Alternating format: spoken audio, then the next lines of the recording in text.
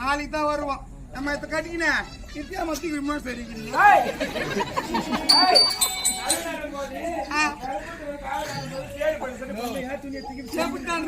தாண்டீங்களா ஆகலமா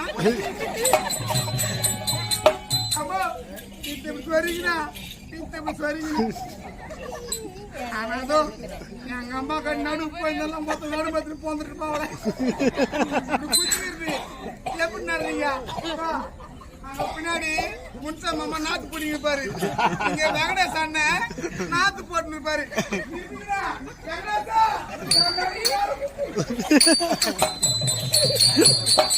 என்ன பாருங்க